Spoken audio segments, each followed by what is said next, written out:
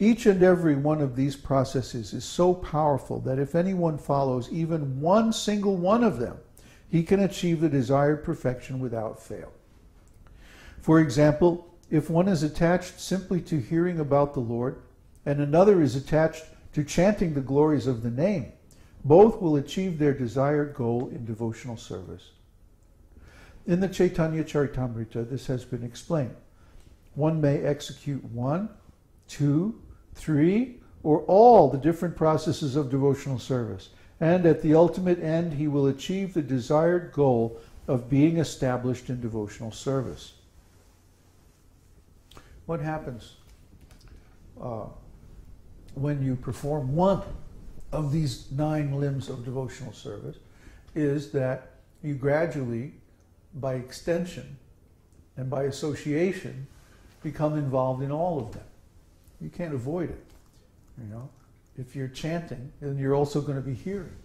And if you're hearing, you're also going to be remembering. And if you're remembering, you're also going to be praying and serving and so many other things. If you're associating with devotees, you'll automatically wind up going to the temple, worshiping the deity, doing so many nice things. And gradually, as you advance more and more, out of love, you'll want to sacrifice everything for Krishna. Because that is the perfection of any kind of love. And this aesthetic is deep within everyone's heart. We want to do this. But in the material world, we can't find anybody who's worthy of that kind of love. So, it's the angels. It's our cell phone. So it's probably just a junk call anyway. So the processes of devotional service are so nice that simply by doing one of them perfectly, which means 24 hours a day, that one becomes engaged in all 9 processes. There are concrete examples of how a devotee discharged one of these services and achieved perfection. King Parikshit achieved the desired goal of life simply by hearing Śrīmad-Bhāgavatam. Shukadev Goswami achieved the desired goal of life simply by reciting Śrīmad-Bhāgavatam. Prahlad Maharaj became successful in his devotional service by always remembering the Lord. Lakshmi, the goddess of fortune, was successful by engaging herself in massaging the lotus feet of the Lord. King Prithu became successful by worshipping in the temple. Akrura became successful by offering prayers. Hanuman became successful by rendering personal service to Lord Ramachandra. Arjuna became successful by being a friend of Krishna. And Bali Maharaj became successful simply by offering all of his possessions to Krishna. You know all these stories? I don't know. King Prithu and the temple? Oh, King Prithu. King Prithu, he was a Shaktavesh avatar of Krishna. His story is described in the Śrīmad-Bhāgavatam, I think in the 6th canto. Either the 4th or the 6th canto, I can't remember. Anyway, King Prithu introduced agriculture. It must have been around the end of Satya Yuga, beginning of Dvapara Yuga. Because in Satya Yuga there's no agriculture. Fruits and other plants grow so luxuriantly all over the world that people are just hunter-gatherers. They just, you know, find some nice fruits or find some nice roots and pick them and cook them and eat them. There's no need, you know, for big cities and elaborate houses and stuff like that. The weather is so nice because everyone is completely pious. In Dvapara Yuga, then the population increases and there's a need for agriculture because people become 1/4 impious. So in that time, then the process of agriculture was introduced, plowing and so on like that. And Maharaj Prithu established probably the first temple.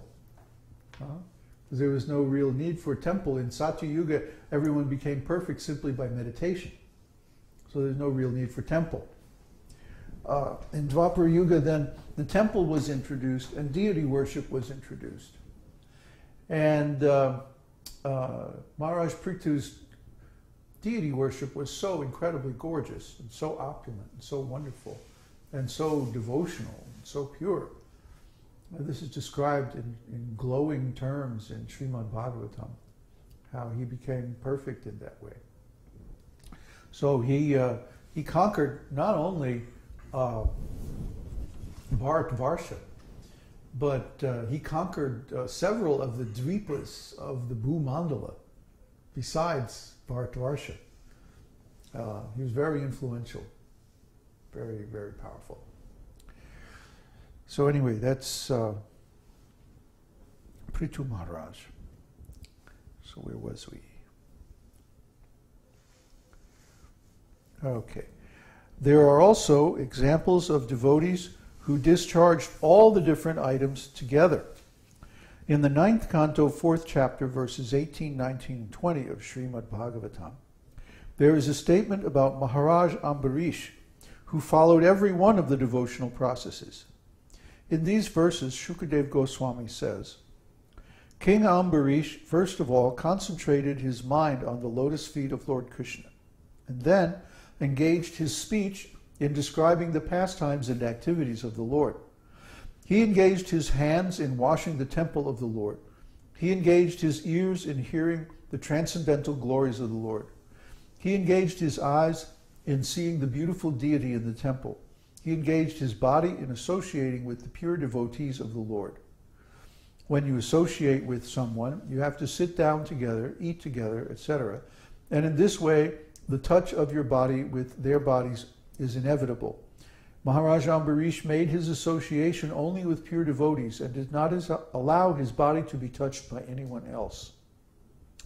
He engaged his nostrils in smelling the flowers and tulsi offered to Krishna, and he engaged his tongue in tasting Krishna prasada, food prepared specifically for offering to the Lord, the remnants of which are taken by the devotees. Maharaj Ambarish was able to offer very nice prasadam to Krishna because he was a king and had no scarcity of finances. He used to offer Krishna the most royal dishes and then would taste the remnants as Krishna prasadam. There was no scarcity in his royal style because he had a very beautiful temple where the deity of the Lord was decorated with costly paraphernalia and offered high-grade food. So everything was available, and his engagement was always completely in Krishna consciousness. His worship was very, very opulent. See, this is a good example of engaging worldly opulence in the service of Krishna. See, that way, even if you have, by Krishna's grace, some material opulence, you don't get carried away with it. It doesn't ruin you. You see, if you have it, like if somebody came tomorrow and said, "Oh, we like your preaching very much. Here's $1 million." Would we go to Vegas and blow it? Huh? Go party? No. But we have no desire for such nonsense. What we would do is we would use it to increase our service. We would start nice, self-sufficient farm communities all over the world. That's exactly what we would do with it. So try to understand. A devotee, a really fixed-up devotee, can handle any amount of material opulence because he has no material desire. His desire is only to serve Krishna, to spread Krishna consciousness, to help people understand, and to make available facility in human society for this devotional service. The idea is that we should follow in the footsteps of great devotees. If we are unable to execute all the different items of devotional service, we must try to execute at least one of them as exemplified by previous acharyas. If we are engaged in the execution of all the items of devotional service, as was Maharaj Ambarish, then the perfection of devotional service is guaranteed from each one of these items. With the first complete engagement, one becomes automatically detached from material contamination, and liberation becomes the maidservant of the devotee. This is a very, very profound sentence. What does Prabhupada mean by the first complete engagement? This means when one becomes completely absorbed in executing devotional service, and reaches the pure devotional service stage by that engagement. Like when I retired from business and I went to Hawaii and I just camped out in the woods and chanted day and night for 6 months. That's when I attained complete engagement, what Prabhupada calls complete engagement. Now he's saying that you can also do it through the other 8 means of devotional service, the other 8 processes.